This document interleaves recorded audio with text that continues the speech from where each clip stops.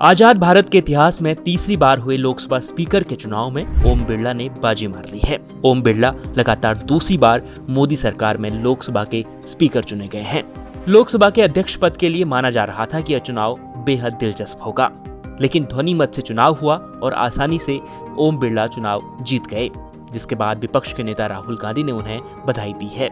आपको जानकर हैरानी होगी कि पिछले 72 वर्षों में यह सिर्फ तीसरी दफा है जब लोकसभा स्पीकर पद के लिए चुनाव हुआ था, जिसमें बीजेपी ने ओम बिरला और कांग्रेस ने के सुरेश को अपना उम्मीदवार बनाया है। बीजेपी की ओर से उम्मीदवार रहे ओम बिरला राजस्थान के कोटा से सांसद चुनकर आए हैं और इसके अलावा विपक्ष की ओर से जो उम्मीदवार थे उनका नाम था के सुरेश, वो केरल के मवेलीकारा से सांसद चुनकर आए थे। वहीं इतिहास के पन्नों की तरफ देखें तो भारत में इस चुनाव से पहले केवल 2 दफा ही लोकसभा स्पीकर पद के लिए चुनाव कराए गए, जो क्रमशः 1952 और 1974 में हुए थे। स्वतंत्र भारत में 1952 में पहली बार स्पीकर पद का चुनाव हुआ, जिसमें जीवी मालवड़कर और शंकर शाताराम के बीच मुकाबला हुआ था। इसके बाद स्पीकर पद का चुनाव 1976 में कराया गया, जिसमें बालीग्राम भगत और जगन्नाथ राव के बीच मुकाबला हुआ था।